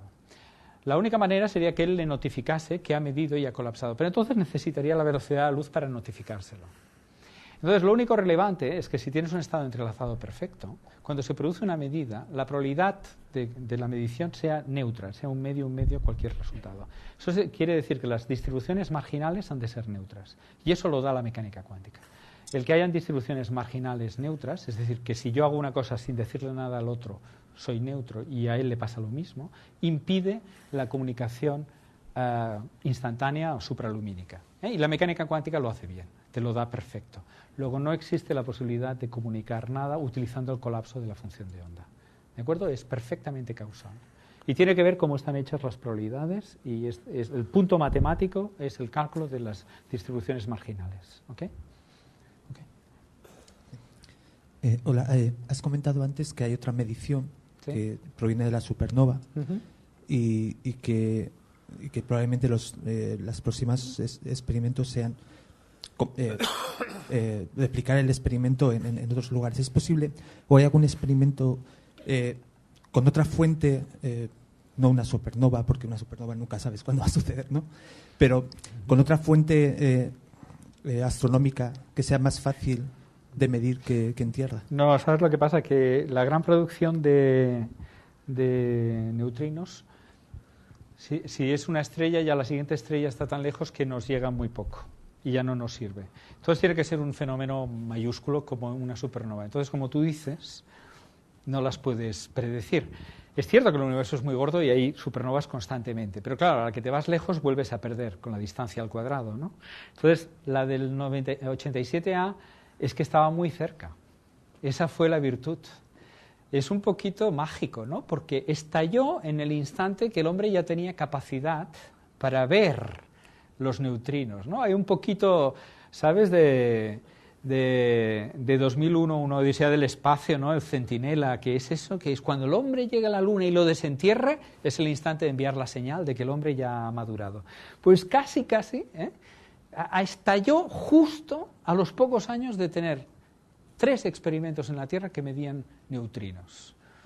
Pero efectivamente es el problema. ¿Sabes que dieron anteayer, ¿no?, el Nobel, o ayer, ya no me acuerdo, ayer, dieron, ya no me acuerdo cuándo, el Nobel de Física, y se lo han dado precisamente a los que han tenido la idea de utilizar las supernovas para ver la expansión del universo. Y la idea es brillante, es supernovas de acreción, y cuando llegan, las de tipo 1, ¿no?, cuando llegas a la masa exacta se van comiendo materia, y cuando llegan, ¡paf!, estallan. Y eso se produce siempre a la misma masa, mismo brillo, misma intensidad, y ya solo hay que saber a qué distancia. Es una candela universal, es como una bombilla de 100 vatios que pones a la distancia que tú me digas, y así logran hacer eso.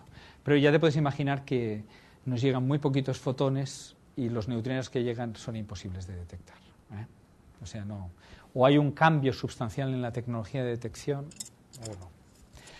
Nos guste o no, vamos a estar años con este experimento aquí cuestionándonos. No vamos a responder ni mañana ni en un año. Bueno, última pregunta. Enrique.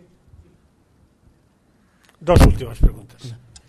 A mí me sorprende como has dicho, los errores sistemáticos. Estos científicos son 137, creo. ¿Perdón? 137, ¿no? ¿El qué, perdón? Científicos que han firmado el documento. Sí. Y 3 años... Bueno, te voy a decir un cotilleo ahora. Un cotilleo. La colaboración no tiene 170 científicos, tiene 200. 30 se han negado a firmar el artículo. Un artículo que va a tener muchísimas citas. 30 personas no han querido firmar, porque claramente hay una pelea interna, ¿de acuerdo? Eso es muy sospechoso, muy sospechoso. La forma en que se establecen los errores en las grandes colaboraciones del CERN es la fuente de conflictos personales más grande que hay en una colaboración. Porque al final hay que decidir con cuánto me creo lo que he hecho. Hay formas más o menos de estimar, pero el error sistemático es precisamente el que no sabes controlar, ¿vale? Bueno, entonces hay muchas discusiones siempre y al final aparece un número. ¿Te lo crees o no te lo crees?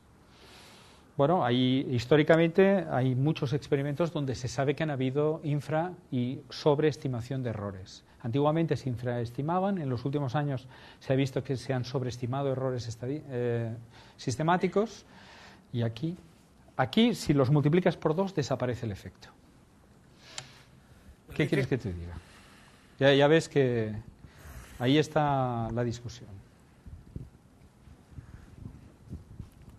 Mi pregunta es, ¿qué significa el resultado negativo ese de no haber detectado la oscilación del neutrino? Ah, amigo. Ese es muy delicado, ¿eh? Bueno, primero mide la oscilación entre la segunda y la tercera familia, entre los muónicos y los tauónicos, no entre la primera y la segunda, que es la más frecuente. Mide una cosa ya más exótica de lo normal, ¿vale? Las oscilaciones entre segunda y tercera familia. Eso tenía una probabilidad muy baja. Y al principio se hizo un diseño. Luego, cuando se acabó de hacer, una cosa es lo diseñado y otra es la realidad. Entonces se recalibra todo, ¿no? Donde yo pensaba que iba a haber 100, mira, el haz no es tan intenso, el detector no es tan fino, tal. Y la realidad es que en las recalibraciones ha bajado a un evento año. Vale. Entonces, es una situación triste. Esto fue diseñado para ser más eficiente y la realidad es que es mucho menos eficiente. Entonces, lo que sucede es que con la teoría actual, con los datos que se tienen de oscilaciones por otras fuentes, este resultado es consistente, porque, te he dicho, se espera 0,64, se ha visto 1. Bueno, pero no es que no se haya visto porque no hay, sino porque el aparato no ha sido tan bueno como se esperaba. Esto es como que te vas a comprar un coche para ir a 200 y a 140 ya no tira más. Dices, bueno, pero usted me dijo 200, bueno, pues, ¿qué quiere que le hagamos? El coche ha salido así. Vale, o sea, y esto pasa muy a menudo. Déjame que te diga lo contrario. El CERN fue diseñado para correr a una cierta luminosidad y ahora está funcionando mejor que lo que fue hecho. ¿Vale? O sea, ha sido un pequeño éxito. Aquí ha habido un pequeño fracaso. La física italiana tiene un problema añadido, que es que han habido otros experimentos que no han llegado ni a funcionar. Y eso es grave. Daphne no llegó a funcionar y eso, bueno, pues ha puesto en entredicho que se dé dinero a ciertos grupos. Es muy complicado, porque un evento, ¿qué quieres que te diga? Un evento. Hay un ejemplo, ¿no? El Cabrera, el nieto era de Cabrera, que vio un monopolo y nunca más ya se vio y, bueno, pues era falso y ya está. Un evento. Bueno, muchas gracias, ¿eh? Entonces, hasta otra. Espera, que voy a hacer esto. Bueno, luego le aplaudiremos otra vez, pero no puedo, por supuesto voy a resistir la tentación al estilo Versolari de contestarle al comentario sobre mi edad, pero no puedo resistir comentar un momento mágico que me ha dado la idea para hacer la siguiente reunión, y el siguiente lo haremos o con Euskampus o con Ikerbas, con Ciencia Foro. Ha sido el momento en que ha dicho, pero estas teorías son feas. La teoría de la relatividad es hermosa. Y me ha recordado una cosa que me contó el profesor Anderson, mi profesor en Cambridge, a la que él asistió, porque en esto la Torre también se une a otros genios de la ciencia, como Watson. A Watson le preguntaron en una cena en la que había bebido mucho sherry para comenzar, vino durante la comida y Oporto luego, que explicase por qué era verdad. ¿Por qué era verdad que la estructura doble hélice del ADN encerraba el mecanismo por el cual una generación transmite las características a la siguiente y por lo tanto el secreto de la vida? Y obviamente absolutamente alegre, no pudo articular palabra, pero sí pudo decir, después de levantarse, intentó explicar, pero dijo, but it's so beautiful, es tan hermosa. Lo mismo Latorre, que nos habla de la belleza interna de la ciencia, que es un tema que discutiremos. Haremos una mesa redonda, porque esto de la belleza interna de la ciencia nos lleva a si la belleza es criterio de verdad, ¿no? Y probablemente lo que para Latorre sea bello, como es la teoría de la relatividad, y para otros, y seguramente comparten el criterio de Dirac, pues gente como Boltzmann o Einstein dijeron que en física la elegancia hay que dejarla a los astres, ¿no? Y a un biólogo igual no es lo que es bello. O sea que esa es una cosa bonita que no dudo que podemos hacer una mesa redonda. Estoy de acuerdo. Le traeremos a Latorre, traeremos a otro. Cosío le he oído cosas parecidas y lo haremos como una Cucha Lectures con su asistencia, y probablemente tengamos que agradecerle una vez más, como ahora, a Latorre por su brillante intervención, a Cucha por habernos alojado aquí, a Euskampus y a Naturgas por apoyar, y a todos ustedes por su asistencia. Mil esker beraz.